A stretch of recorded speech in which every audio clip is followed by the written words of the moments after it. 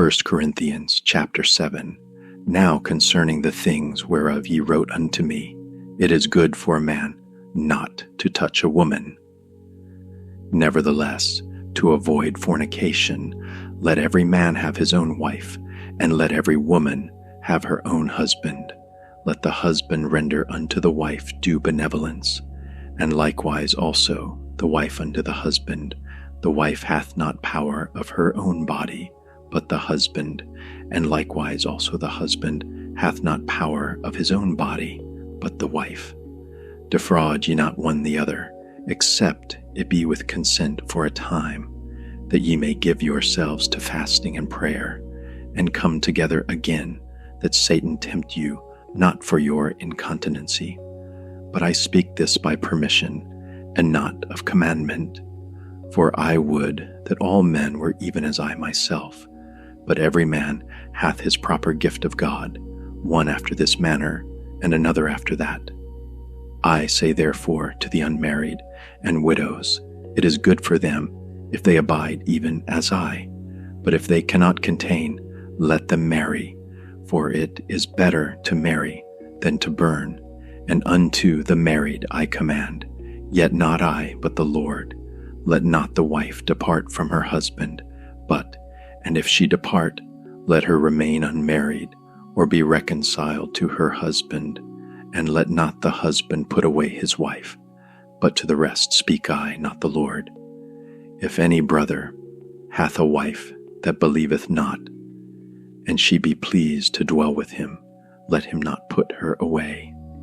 And the woman which hath an husband that believeth not, and if he be pleased to dwell with her, let her not leave him. For the unbelieving husband is sanctified by the wife, and the unbelieving wife is sanctified by the husband. Else were your children unclean, but now are they holy. But if the unbelieving depart, let him depart. A brother or a sister is not under bondage in such cases, but God hath called us to peace. For what knowest thou, O wife, whether thou shalt save thy husband? Or how knowest thou, O man, whether thou shalt save thy wife? But as God hath distributed to every man, as the Lord hath called every one, so let him walk, and so ordain I in all churches. Is any man called being circumcised? Let him not become uncircumcised. Is any called in uncircumcision? Let him not be circumcised. Circumcision is nothing, and uncircumcision is nothing but the keeping of the commandments of God. Let every man abide in the same calling wherein he was called. Art thou called being a servant? Care not for it, but if thou mayest be made free, use it rather. For he that is called in the Lord, being a servant, is the Lord's freeman. Likewise also he that is called, being free, is Christ's servant. Ye are bought with a price. Be not ye the servants of men. Brethren, let every man, wherein he is called, therein abide with God. Now concerning virgins I have no commandment of the Lord, yet I give my judgment, as one that hath obtained mercy of the Lord to be faithful. I suppose, therefore, that this is good for the present distress, I say, that it is good for a man so to be. Art thou bound unto a wife? Seek not to be loosed. Art thou loosed from a wife? Seek not a wife. But, and if thou marry, thou hast not sinned, and if a virgin marry, she hath not sinned. Nevertheless, such shall have trouble in the flesh. But I spare you. But this I say, brethren, the time is short.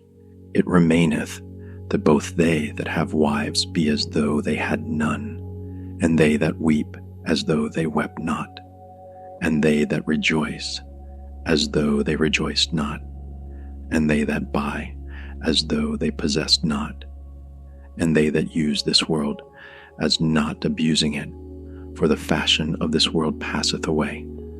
But I would have you without carefulness. He that is unmarried careth for the things that belong to the Lord, how he may please the Lord. But he that is married careth for the things that are of the world, how he may please his wife. There is difference also between a wife and a virgin. The unmarried woman careth for the things of the Lord, that she may be holy both in body and in spirit.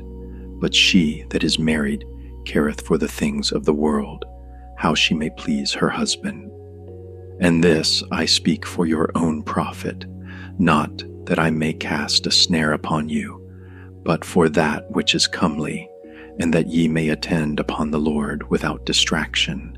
But if any man think that he behaveth himself uncomely toward his virgin, if she pass the flower of her age, and need so require, let him do what he will. He sinneth not, let them marry.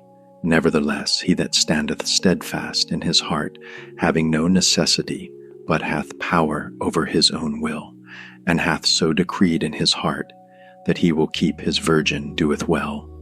So then he that giveth her in marriage doeth well. But he that giveth her not in marriage doeth better.